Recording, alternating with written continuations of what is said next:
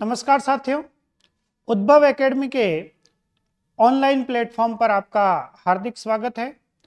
आज कृषि रसायन से संबंधित अर्थात एग्रीकल्चर केमिस्ट्री विषय से संबंधित सभी प्रकार के महत्वपूर्ण एमसीक्यूज के बारे में हम चर्चा करेंगे। हमारी एकेडमी एग्रीकल्चर या कृषि से संबंधित सभी प्रकार के कोर्सेज अवेलेबल करवाती है। जेईटी, सीयूईटी आदि से संबंधित क्रैश कोर्सेज वगैरह भी हम चलाते हैं। तो जैसे ही आपके 12th क्लासेस कंप्लीट होती है उसके बाद हम क्रैशेस कोर्सेज स्टार्ट करेंगे। अभी हम इन महत्वपूर्ण प्रश्नों पर कुछ चर्चाएं कर रहे हैं। देखिए, आपके सामने कुछ क्वेश्चंस हैं, कुछ समय आप लेकर इन पे कोशिश कीजिए कि इनमें अधिक से अधिक आप आंसर दे पाएं या आप इन प्रश्नों को समझ पाएं। पहला प्रश्न देखिए, प्रश्न है मृदाओं के विभिन्न पैतृक पदार्थों व जलवायु संबंधी कारकों के कारण निम्न अंतर पाए जाते हैं। मतलब ये कहना क्या चाह रहा है प्रश्न, वो समझने की कोशिश करें।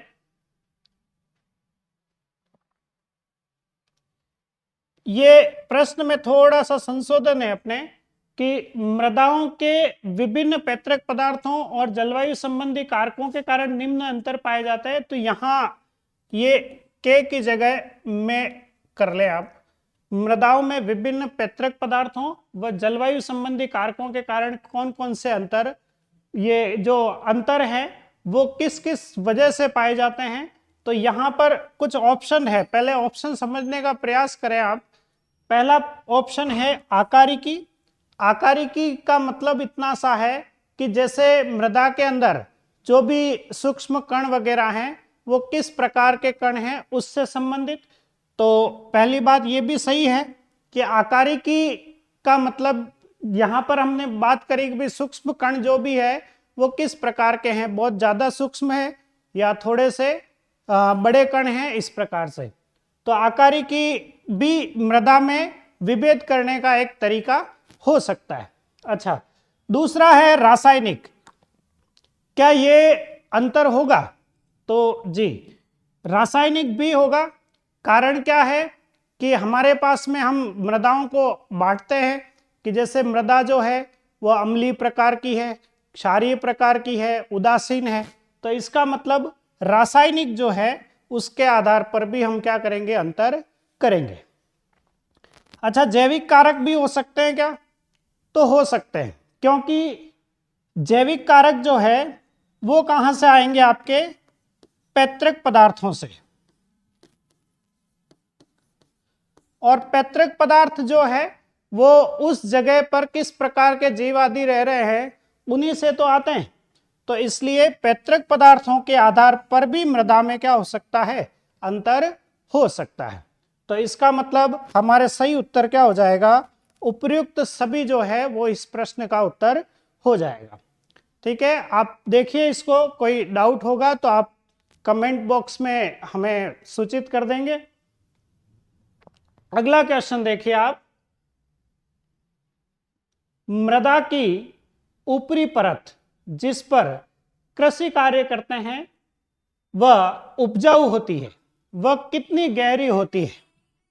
आप इस पर चेक करिए और चेक करने के बाद आप एक बार सोचिए इस पर कि क्या उत्तर होना चाहिए।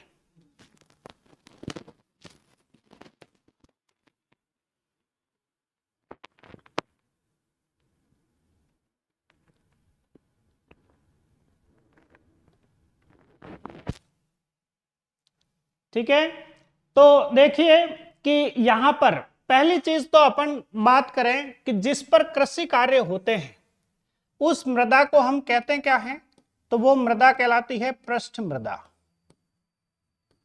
ठीक है, सबसे ऊपर ही ऊपर की मृदा होती है ये, और इसकी जो गहराई होती है वो कितनी होती है, 0 से 15 सेंटीमीटर। ठीक है, ये फैक्चुअल क्वेश्चन है, मतलब ये आपको याद ही रखना पड़ेगा। अगला क्वेश्चन देखिए,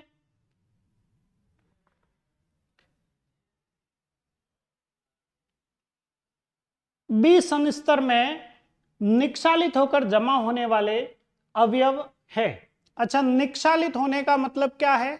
ऊपर के संस्तरों से नीचे के संस्तरों में जाकर कोई चीजें एकत्रित होती है तो उसको हम कहते हैं निक्षालन। तो यहां पर आपको बताना है कि भाई बी संस्तर जो होते हैं उनमें कौन कौन से अवयव जो है वो जाकर जमा होते हैं। सोचिए, आपके पास 4 ऑप्शन है, इनमें से विचार करके आप बताइए।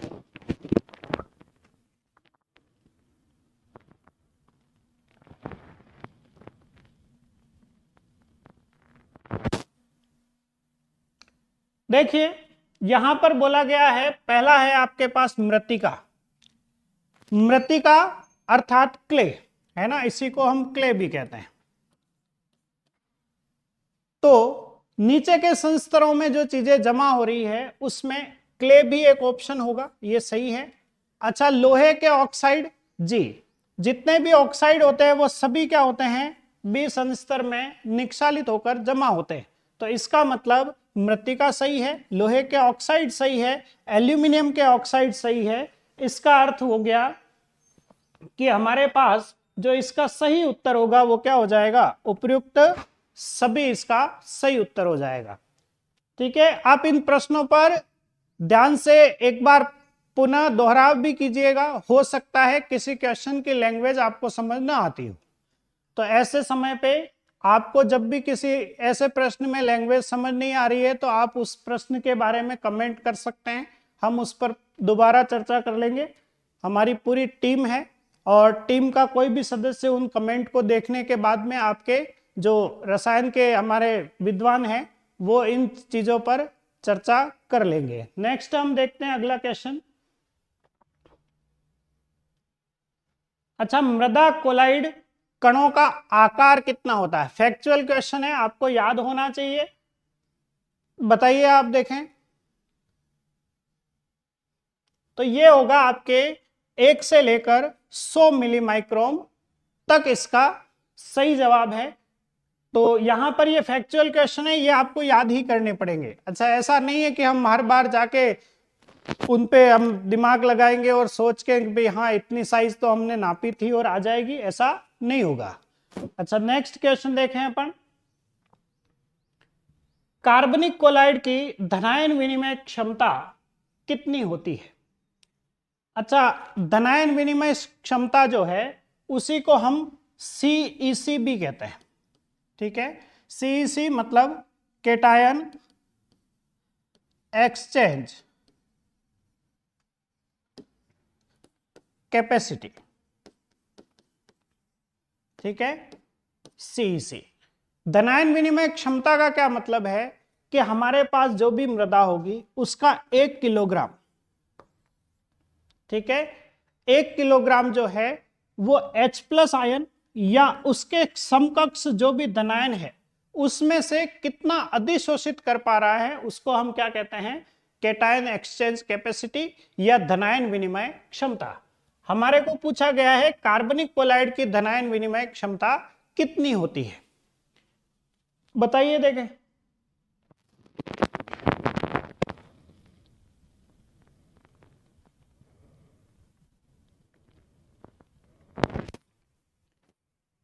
तो ये देखिए, अच्छा, ये सीसी या कैटायन एक्सचेंज कैपेसिटी की इकाई भी अपने को याद रखनी है, ये होती है सेंटीमोल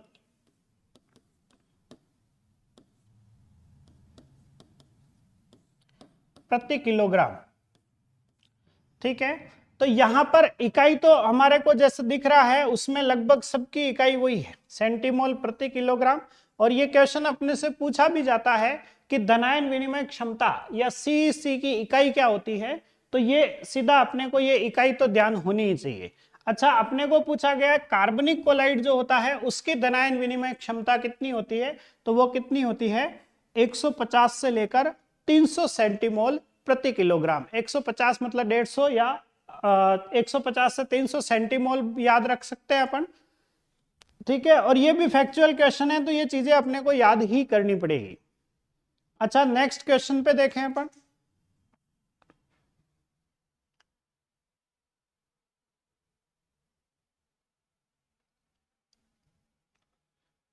ठीक है, ये नेक्स्ट क्वेश्चन है, केओलिनाइट का संरचना सूत्र क्या है? केओलिनाइट, ये मृत्तिका के प्रकार हैं अपने पास, 3 प्रकार की मृत्तिकाएं होती हैं।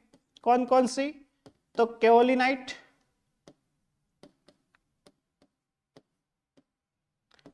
इलाइट और मोंट मोरिलोनाइट।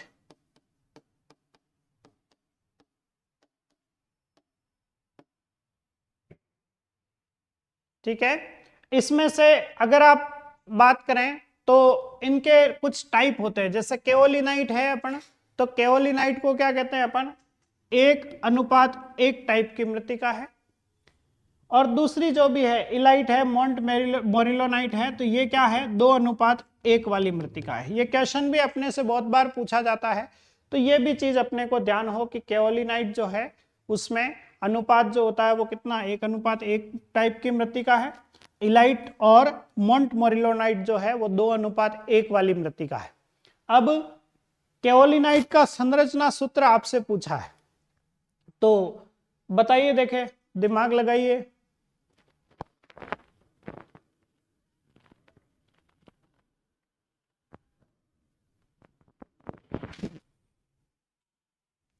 ठीक है, तो देखिए इसका संरचना सूत्र जो है वो ये है, Al4Si4O10OH8। ठीक है, इसको आप ऐसे भी याद रख सकते हो कि ये संख्याएं आप अलग से याद रख लो, है ना, 4, 4, 10 और 8। और इन चीजों को आप ऐसे याद रख लो कि भाई ये क्या लिखा हुआ है? आलसीओ लिखा हुआ है, और उसके बाद क्या लिखा है? ओहो, है ना। तो ये तो है आलसीओ, और फिर ओहो है, और इसमें संख्या जो है वो क्या याद रखी अपन ने? 4, 4, 10 और 8। तो ये सूत्र किसका हो गया? केओलिनाइट का। ठीक है, नेक्स्ट अगले क्वेश्चन पे बढ़े अपन। अच्छा, यहां पर क्वेश्चन आया है, आयन विनिमय एक प्रक्रम है। ठीक है, आयन विनिमय या आयन एक्सचेंज। ठीक है, तो एक्सचेंज या विनिमय जो शब्द है इसका मतलब होता है आदान प्रदान करना। आदान प्रदान का मतलब एक चीज दो, दूसरी चीज उसके बदले में ले लो, तो ये क्या कहलाता है? आदान प्रदान। और इसमें क्या होगा कि जब अगर आदान प्रदान हो रहा है तो अपने को चीज पसंद नहीं आई तो दोबारा आदान प्रदान हो सकता है। इसका मतलब यहां पर ये जो विनिमय प्रक्रम है, अच्छा यहां आयनों का विनिमय होगा, इसीलिए तो क्या है? आयन एक्सचेंज है, मतलब आयन विनिमय है। तो धनायनों का भी विनिमय हो सकता है, ऋणायनों का भी विनिमय हो सकता है। इसलिए हम बोलते हैं कि भाई आयन विनिमय जो होता है वो कितने प्रकार का होता है? 2 प्रकार का, धनायन विनिमय और ऋणायन विनिमय। ठीक है, तो धनायन विनिमय और ऋणायन विनिमय 2 प्रकार के विनिमय अपने पास में होते हैं। धनायन विनिमय में क्या होगा? धनायनों का आदान प्रदान होगा, और ऋणायन विनिमय में ऋणायनों का आदान प्रदान होगा। यहां पर अपने से पूछा है कि आयन विनिमय एक प्रक्रम है, तो यहां पर पहले तो अपन ये 2 ऑप्शन से समझे। अच्छा, ये दोनों ऑप्शन एक दूसरे के विपरीत हैं, इसलिए ये तो नहीं होगा, और दोनों में से एक तो होना ही है, तो ये भी नहीं होगा। अब अपने पास में बचे कि उत्क्रमणीय और अनुत्क्रमणीय, इन दोनों से हम समझने की कोशिश करें। उत्क्रमणीय का मतलब क्या होता है कि जो चीज हम क्या कर सकें? रिवर्स कर सकें। मतलब एक बार हमने कोई परिवर्तन कर दिया, दोबारा से पहले जैसी चीज हो जाए तो क्या कहलाता है? उत्क्रमणीय कहलाता है। और अनुत्क्रमणीय मतलब एक बार हमने परिवर्तन कर दिया तो वो सदा सदा के लिए रह जाएगा, मतलब दोबारा पहले जैसा होना संभव नहीं है, है ना। तो यहां पर वही चीज है कि उत्क्रमणीय वाले में हम बोल रहे हैं कि पहले जैसी चीजें हो सकती है। अभी हमने बात करी कि जो आयन विनिमय होता है उसमें भी क्या होगा कि आपने कोई चीज के बदले दूसरी चीज कर दी, मतलब एक आयन के बदले दूसरा आयन आ गया, लेकिन अगर वो चीज वापस से पहले वाला आयन जो है वो दूसरे की जगह ले ले, तो ऐसा संभव है। इसका मतलब ये प्रक्रम कैसा है, उत्क्रमणीय है।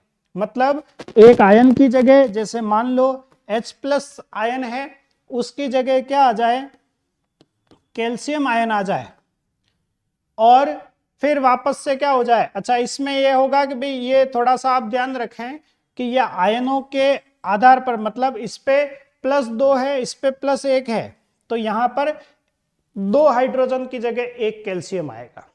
ठीक है, तो अब मान लेते हैं कि ये परिवर्तन हो गया। कुछ समय बाद में हो सकता है कि विलयन के अंदर H+ की मात्रा बढ़ जाए और कैल्शियम घट जाए, तो ऐसी स्थिति में वापस क्या करेंगे, H+ इस कैल्शियम को क्या कर देगा, रिप्लेस कर देगा। इसका मतलब ये प्रक्रिया दोनों तरफ जारी रह सकती है, तो ये कैसा प्रक्रम हो जाएगा, उत्क्रमणीय प्रक्रम हो जाएगा। ठीक है, नेक्स्ट क्वेश्चन देखें अपन।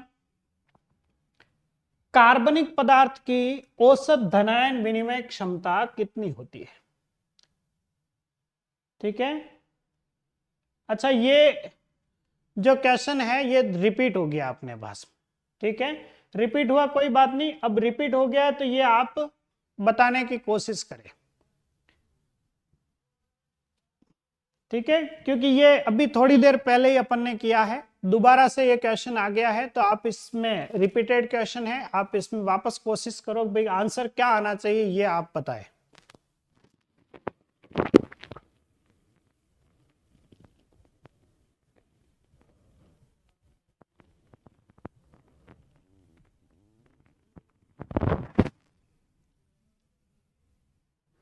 ठीक है, तो अभी अपन ने जो क्वेश्चन अपने पास में आया था वो सेम क्वेश्चन था, लेकिन उसमें ये शब्द नहीं था।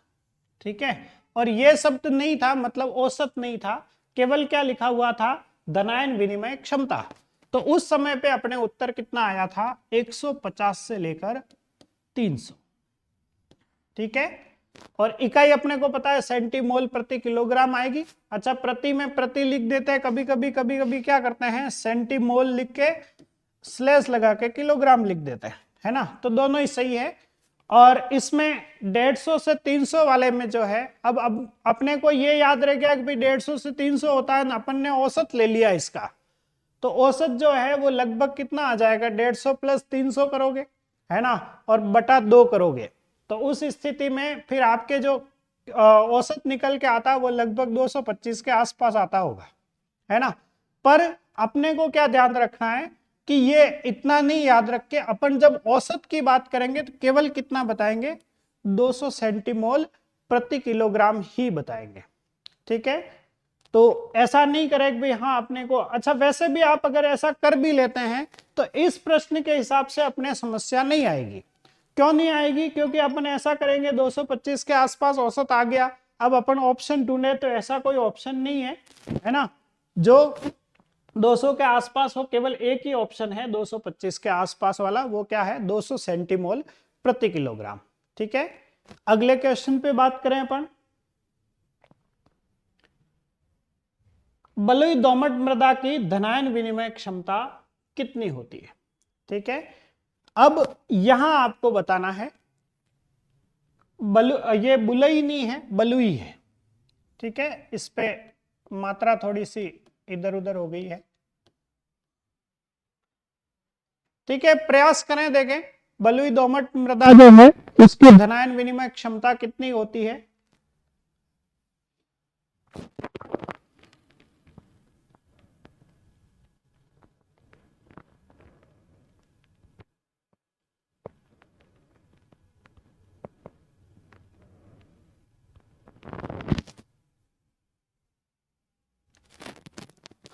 आया, देखो ये अपने को ध्यान रह ही गया। ठीक है, कि इकाई तो हमेशा यही होगी, है ना, सेंटीमोल प्रति किलोग्राम, सेंटीमोल प्रति किलोग्राम, सेंटीमोल प्रति किलोग्राम और सेंटीमोल प्रति किलोग्राम। तो इकाई में तो अपने ये क्वेश्चनों में चेंज किया नहीं है, पर कभी कभार अपने को क्या है कि इनमें इकाइयों में भी परिवर्तन कर देता है, तो अपने को एक बार इकाई तो ध्यान रहे कि भाई हाँ ये इकाई होती है, तो अपने को क्या पता, अपने को डिजिट नहीं भी पता हो, मतलब अंक नहीं भी पता हो, तो ऐसी स्थिति में भी हम क्या कर सके, इकाई के आधार पर क्या कर देंगे, आंसर लगा देंगे। अब देखो यहां पर बलुई दोमट मृदा जो है उसकी धनायन विनिमय क्षमता अपने फैक्चुअल क्वेश्चन है, बुक के अंदर दिया हुआ है, और एज इट इज अपने को भी याद करना पड़ेगा। तो ये लगभग कितनी होती है, 15 से 20 सेंटीमोल प्रति किलोग्राम। ठीक है, नेक्स्ट अगले क्वेश्चन पे बढ़े अपन। अच्छा, पीएच और पीओएच का योग सदैव कितना होता है ये बता रहा है। ठीक है, तो यहां अपन देखने की कोशिश करें पीएच और पीओएच। पीएच जो होता है वो क्या चीज होती है। अच्छा, ये अपन 10th क्लास से या उससे पहले से भी लगभग अपने को ध्यान होता है कि पीएच जो है इसमें एच जो है वो तो किसके लिए है और पी किसके लिए है। पी वास्तव में क्या है, शब्द है पोटेंज। ठीक है, जिसको अपन इंग्लिश में मीन निकालें तो ये लगभग पावर जैसा शब्द है। ठीक है, मतलब ये पावर या शक्ति को बताता है। हिंदी में इसी को हम क्या कहते हैं, पुषांश। ठीक है, मतलब शक्ति। और पीएच में H जो है वो क्या बताता है, H प्लस आयन जो है उसकी सांद्रता।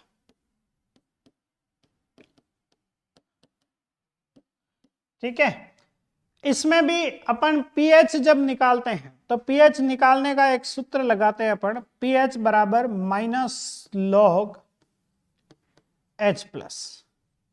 ठीक है, तो ये एग्रीकल्चर वालों के लिए थोड़ा सा ये चीजें जो है वो गणितीय चीजें आ गई तो ये थोड़ा सा कठिन पड़ता है, पर अपने को ध्यान रखना है। कुछ चीजें अपन क्या है कि याद भी कर ले तो अपने लिए अगर नंबर दिलाने वाली चीजें है तो याद करने में भी कोई समस्या नहीं होनी चाहिए। देखो, पीएच की परिभाषा पूछी जाती है अपने से। पीएच की परिभाषा में क्या होगा कि हम लिखेंगे हाइड्रोजन आयन सांद्रता, है ना, H प्लस, या हाइड्रोजन आयन लिख दें तो भी चलेगा, या H प्लस की सांद्रता लिख दें तो चलेगा। सांद्रता के ऋणात्मक लघुगणक।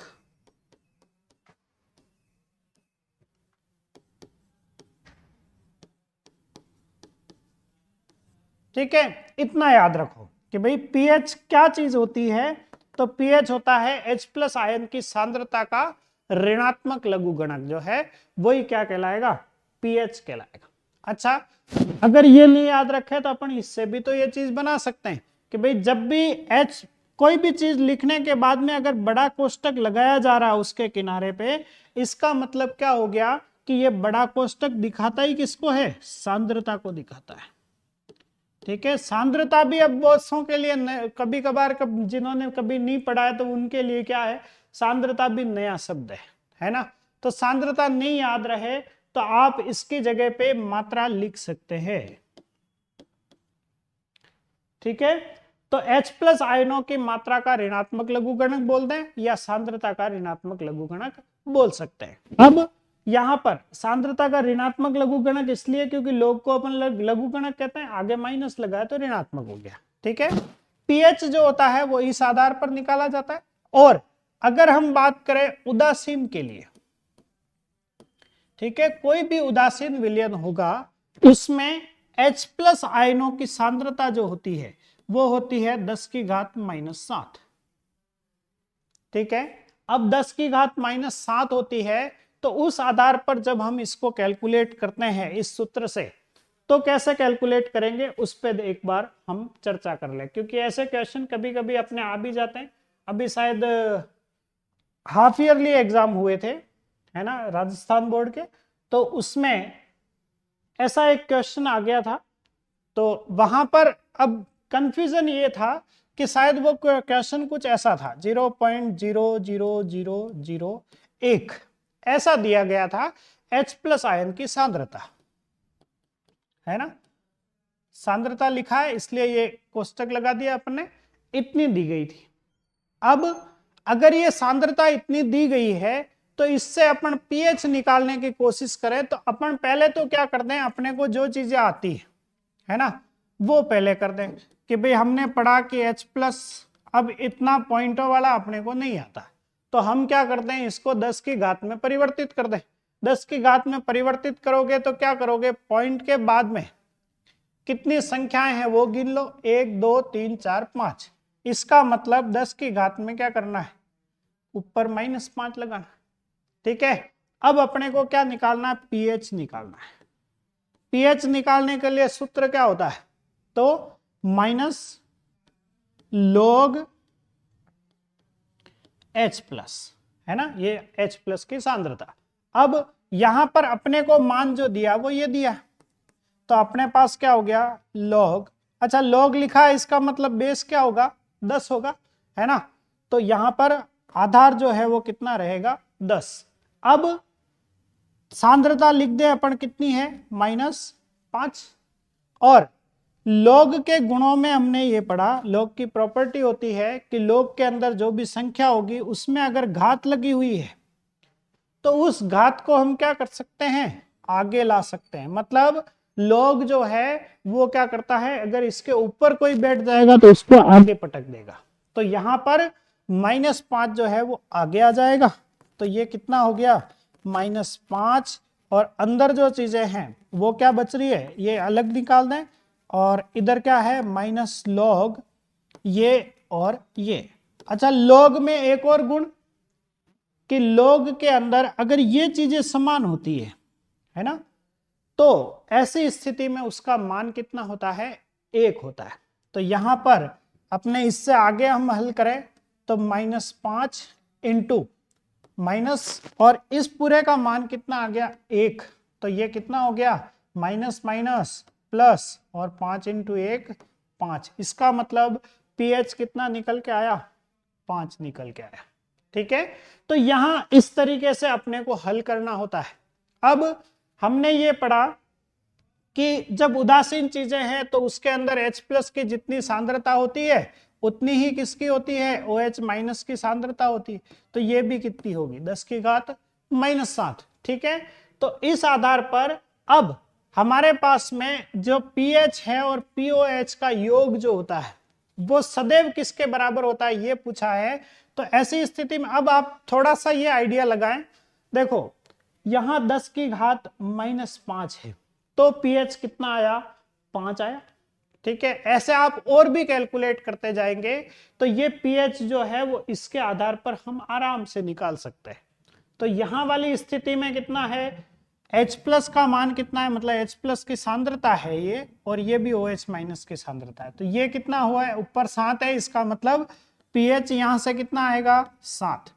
ऐसे का ऐसे ऊपर 7 है, इसका मतलब OH भी कितना आएगा, 7। तो उदासीन वाले में भी क्या है, पीएच और POH अगर अपन जोड़ते हैं तो ये किसके बराबर आ जाता है, 7 और 7 14 के बराबर आ जाता है। तो जरूरी नहीं है उदासीन ही हो, है ना, और भी जो भी किसी भी प्रकार का विलयन होगा तो उसके अंदर पीएच और POH जो है इनका योग हमेशा किसके बराबर होगा, तो 14 के बराबर होगा। इसीलिए आपने देखा होगा कि जो पीएच स्केल होती है उसका मान भी कहां तक होता है, 14 तक होता है। 7 पर क्या होता है, उदासीन होता है, और 7 से कम मतलब 0 से लेकर 14 तक होता है। 7 से कम होगा तो अम्लीय हो जाता है, 7 से ज्यादा होगा तो क्षारीय हो जाता है ना। उदासीन 7 पे होता है। ठीक है, तो ये 14 इसीलिए आ रहा है क्योंकि ये जो चीजें हैं ये पीएच स्केल को निर्धारित करने की मानदंड जो है वो यही चीज है। ठीक है, आगे बढ़े अपन, अगला देखो,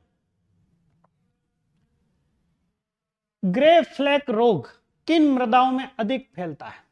ठीक है, तो इस रोग के बारे में अपने को बताना है कि ये अम्लीय मृदाओं में फैलता है, क्षारीय में फैलता है, या उदासीन में फैलता है, या सभी में फैलता है।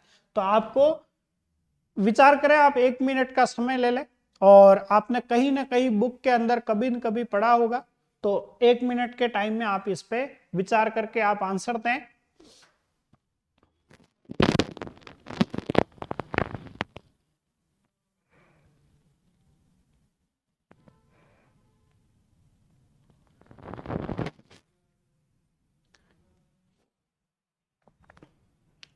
हाँ देखिए, ग्रे फ्लेक रोग जो है ना, ये कुछ रोग हैं जो आपको याद ही रखने हैं पड़ेंगे, है ना। तो ये जो रोग है ग्रे फ्लेक, ये आपके उदासीन मृदाओं में क्या होता है, बहुत ज्यादा फैलता है। ठीक है, अम्लीय होगा तो इसका प्रभाव कम रहेगा, क्षारीय मृदा होगी तो भी इसका प्रभाव कम रहेगा, लेकिन उदासीन मृदा हुई तो उसमें इसका प्रभाव सर्वाधिक होगा। ठीक है, आगे बढ़े।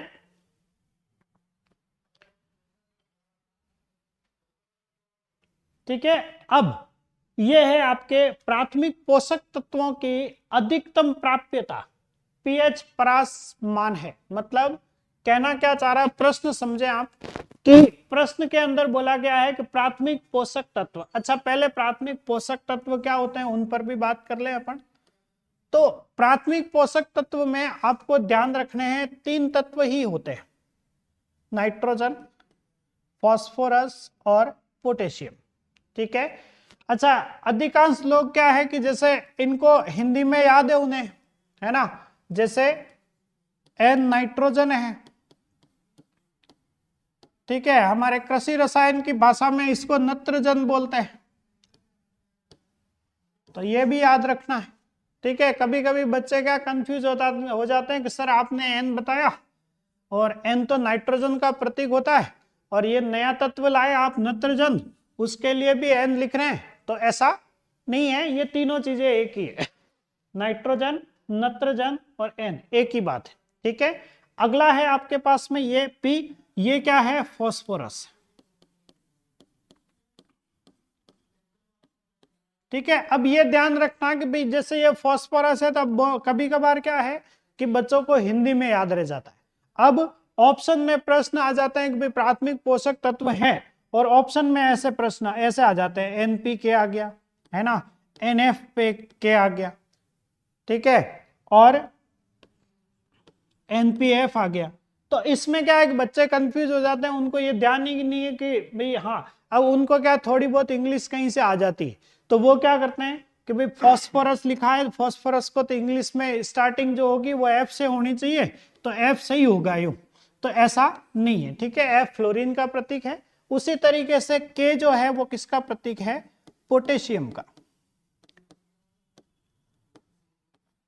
ठीक है, तो पोटेशियम जो है उसका प्रतीक के है, तो यहां पर आपके सही उत्तर क्या होगा, एन, पी और के होगा प्राथमिक पोषक तत्वों के लिए। ठीक है, तो प्राथमिक पोषक तत्व जो है उनकी अधिकतम प्राप्यता कौन सी पीएच परास पर होती है, यह पूछा गया है। अच्छा, अब यहां पर आपको क्या देखना है कि लगभग इतना सब ये करने की बजाय आप क्या करें कि लगभग उदासीन के पास में, मतलब उदासीन मृदा जो होती है उसके आसपास अपने को क्या होगा, सबसे ज्यादा पोषक तत्वों की प्राप्यता होगी। अब उदासीन परास इसमें ढूंढने का प्रयास करें आप।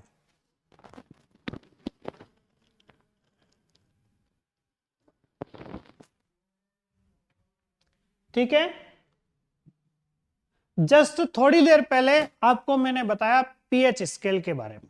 ठीक है, पीएच स्केल में उदासीन कहां होता है, तो 7 पर उदासीन होता है ना।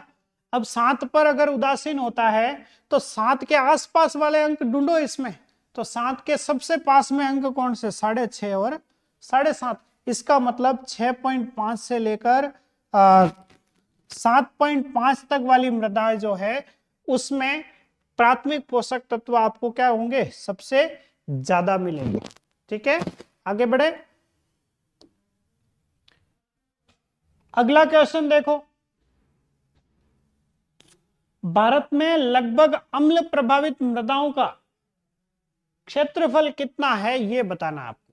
ठीक है, तो यहां पर ये फैक्चुअल क्वेश्चन है, याद रखने वाली चीजें हैं, तो याद रखना ही पड़ेगा कितना, 90 मिलियन हेक्टर।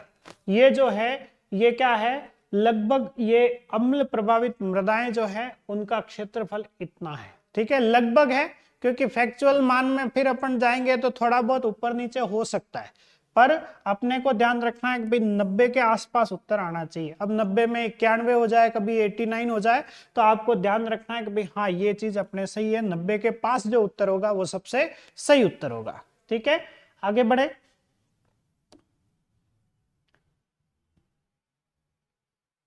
अच्छा, ये आसान प्रश्न है, ठीक है। आपको अगर पीएच स्केल के बारे में पता है तो इस प्रश्न के बारे में भी पता है, इसका उत्तर भी आता है आपको, ठीक है। देखो प्रश्न क्या पूछा है, अम्लीय मृदा का पीएच मान कितना होता है। तो अम्लीय मृदा जो है उसमें पीएच मान पूछा गया, ठीक है। कुछ टेक्निकल फॉल्ट था। ये देखो अम्लीय मृदा का पीएच मान कितना होता है, ये बात चल रही थी अपने। तो यहां पर अभी अपन ने बात करी थी कि पीएच स्केल जो होता है उसकी अगर किसी को जानकारी है तो वो इस प्रश्न का उत्तर आराम से दे सकता है। अपने को पूछा अम्लीय मृदा, अम्लीय मृदा मतलब अम्ल, और अम्ल जो है उसका पीएच परास कितना होता है, तो 7 से लेकर 7 से कम और 7 से अधिक, दो चीजें हैं। 7 से अधिक होगा तो क्या हो जाएगा, क्षारीय मृदा, है ना, और 7 से कम हो जाएगा तो क्या हो जाएगा, अम्लीय मृदा हो जाएगा, ठीक है क्या। अगला देखो, मतलब उत्तर क्या हो गया, 7 से कम अम्लीय मृदा का पीएच मान। अच्छा, क्षारीय मृदा का पीएच मान पूछता तो 7 से अधिक होता था, है ना, ये 7 से अधिक। और उदासीन मृदा का पूछता है तो उदासीन मृदा में ध्यान रखना है कि एग्जैक्ट 7 बहुत कम बार देखने को मिलेगा अपने को। तो अपने को 7 के आसपास वाली रेंज, जैसे इससे पहले वाले में 6.5 से 7.5 चला था, तो ये चल जाएगा, ठीक है। तो सीधा याद रखें कि 7 के आसपास वाली रेंज जो है वो किसकी है, उदासीन मृदा की। नेक्स्ट बात करें अपन, अगला प्रश्न देखो, राजस्थान में लवण प्रभावित मृदाओं का क्षेत्रफल कितना है, ठीक है। तो ये फैक्चुअल क्वेश्चन, वापस से आपको अंक जो है वो याद ही रखने पड़ेंगे। तो वापस इसका उत्तर क्या है अपने पास में, 3.74 लाख हेक्टर, ठीक है। आगे बढ़े, सोडिक मृदाएं, ठीक है, मतलब ऐसी मृदाएं जिसमें सोडियम की मात्रा ज्यादा हो। अब सोडिक मृदाएं जो है वो कौन सी मृदाएं कहलाएगी, तो सोडियम, देखो अब यहां पर थोड़ी सी बातें अपन कर लें। जैसे एक होता है H+ आयन, Al+3 आयन, उसके बाद Ca+2 आयन, और एक अपने पास आता है Na+ आयन, ठीक है। इन आयनों के आधार पर भी मृदाओं को अपन बता सकते हैं, जैसे कि H+ और Al+3 जिसमें प्रधानता होगी वो मृदाएं कैसी होगी, अम्लीय। Na+ वाली मृदाएं जो है वो कैसी होती है, क्षारीय। और Ca+2 वाली मृदा जो है वो कैसी होती है, उदासीन, ठीक है। तो ये भी बोल सकते हैं, या अपन ऐसे बोल सकते हैं कि अम्लीय मृदाएं जो होगी उसके अंदर H+ आयनों, Al+3 आयनों की प्रधानता होगी। उदासीन मृदाओं में कैल्शियम+2 आयन की प्रधानता होगी, और क्षारीय मृदाओं में Na+ आयनों की प्रधानता होगी। तो यहां पर अब अपने से पूछा है सोडिक मृदाएं, मतलब सोडियम से संबंधित मृदाएं। तो सोडियम किसमें ज्यादा होगा, क्षारीय मृदाओं में। तो उत्तर क्या हो जाएगा, क्षारीय मृदाएं, ठीक है। अगला, पौधों के आवश्यक पोषक तत्वों की अनिवार्यता निर्धारण करने के लिए सिद्धांत को देने वाला वैज्ञानिक। अच्छा, ये याद करने वाली बात है, ठीक है, ये आर्नोन ने दिया था। आगे बढ़े, गौण पोषक तत्व कौन कौन से होते हैं। अच्छा, यहां पर कुछ जोड़े दिए हुए हैं अपने पास में। तो यहां पर पहले अपन थोड़ी सी चर्चा कर ले कि 2 प्रकार के ये अपने को बहुत बार पूछते हैं, एक मुख्य पोषक तत्व और एक गौण पोषक तत्व,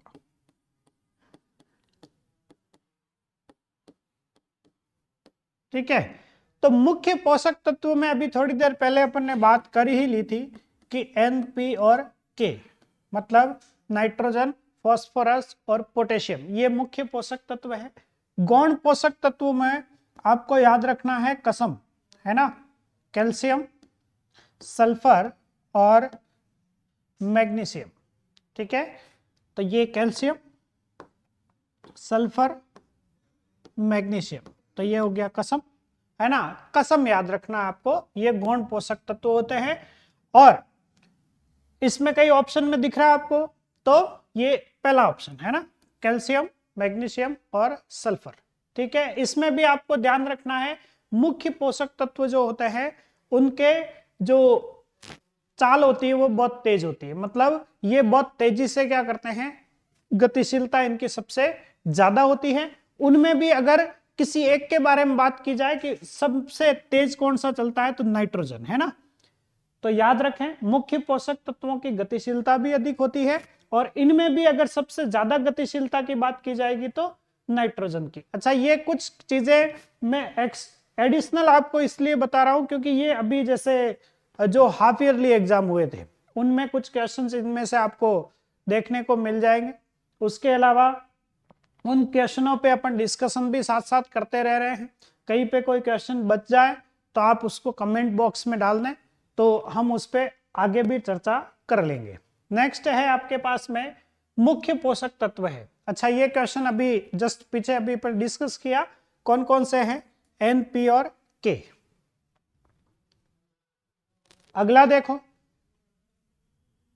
असहजीवी जीवाणु जो वायु में उपस्थित तात्विक नाइट्रोजन का, है ना, नत्रजन या नाइट्रोजन का भूमि में यौगिकीकरण करते हैं, वो क्या कहलाते हैं। ठीक है, अब इस पे आपको, अच्छा ये एजोटो वेक्टर वेक्टर है ना। अब बताइए, इसमें आपने कभी न कभी पढ़े होंगे, इन सारे जीवाणुओं के बारे में बात करी होगी। तो यहां पर आपको ध्यान करना है, पूछा है नाइट्रोजन का भूमि में यौगिकीकरण करने वाले जीवाणु।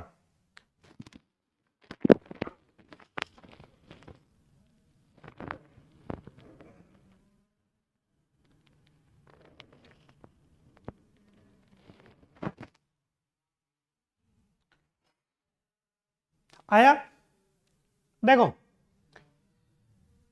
नाइट्रोजन का भूमि में यौगिकीकरण करने का मतलब इतना सा है कि जो वायुमंडल की नाइट्रोजन है ना, उसको क्या करते हैं, भूमि के अंदर मिक्स करते हैं। तो या तो ये किस रूप में लाएंगे, नाइट्रेट के रूप में, या फिर ये अमोनियम के रूप में लाएंगे।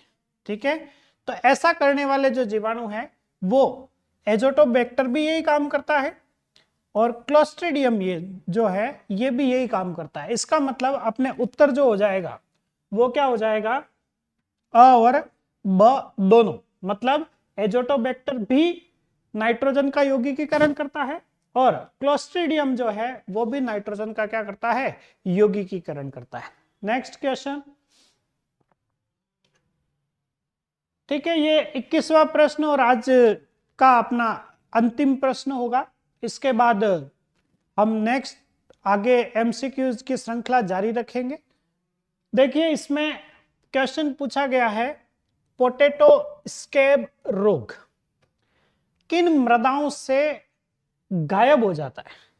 ठीक है, अब अपने को क्या कर दिया, इसने थोड़ा कंफ्यूज किया। कंफ्यूज ऐसे किया कि भाई वास्तव में ये प्रश्न क्या पूछना चाह रहा था कि पोटैटो स्कैब रोग जो है वो कौन सी मृदाओं में नहीं होता है ना। गायब होने का मतलब यही हुआ कि उन मृदाओं में नहीं होना चाहिए। तो यहां पर याद रखें अपन कि ये जो रोग है पोटैटो स्कैब रोग, ये 3 प्रकार की मृदाएं अपने पास, अम्लीय, क्षारीय, उदासीन। ठीक है, तो इस रोग का प्रभाव जो होता है क्षारीय मृदाओं में भी होता है, उदासीन मृदाओं में भी होता है। केवल और केवल अम्लीय मृदाएं जो हैं, मतलब जिन मृदाओं के लिए पीएच मान 7 से कम होता है, उन पर इसका प्रभाव नहीं होता है। या हम बोल सकते हैं कि ये रोग जो है वो अम्लीय मृदाओं में क्या हो जाता है, गायब हो जाता है। ठीक है, तो ये इसका सही उत्तर क्या हो जाएगा, अम्लीय। ये आज का हमारे अंतिम प्रश्न था। ठीक है, जैसे ही आप लोगों के 12, ठीक है, ये आज का अंतिम प्रश्न था। और हमारी एकेडमी उद्भव एकेडमी, साथ ही वेक्टर एकेडमी उदयपुर में संचालित है।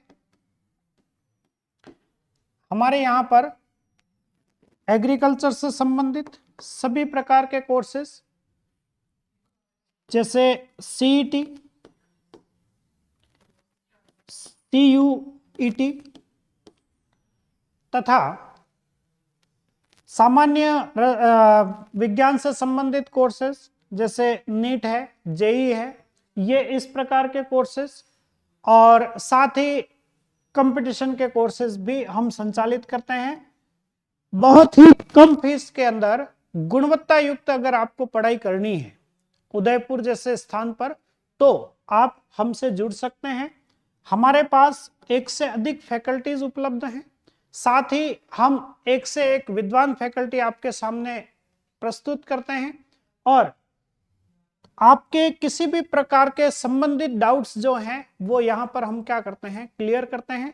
आपको हमारे से संबंधित किसी भी प्रकार की जानकारी चाहिए या आपको इन कोर्सेज से संबंधित किसी प्रकार की जानकारी चाहिए तो आप हमारे उद्भव एकेडमी के जो ऑनलाइन क्लासेस या लाइव क्लासेस जो होती है उनके कमेंट बॉक्स में आप चीजें इंक्लूड कर सकते हैं, आप कमेंट्स कर सकते हैं।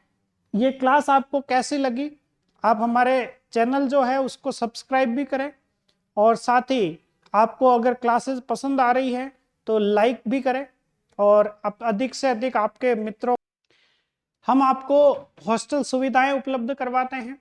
साथ ही जैसे ही आपके 12th के बोर्ड के एग्जाम समाप्त होंगे उसके तुरंत बाद से हम हॉस्टल फैसिलिटीज के साथ में, मतलब आपके पूरे ऑल ओवर पढ़ाई का हम ध्यान रखेंगे, आपके स्वास्थ्य का हम ध्यान रखेंगे और आपको उत्तीर्ण कराकर हम दम लेंगे। तो आप हमसे 12th के एग्जाम होने के तुरंत बाद जेईटी के लिए आप हमारे से क्रैश कोर्स में जुड़ सकते हैं। ठीक है, धन्यवाद।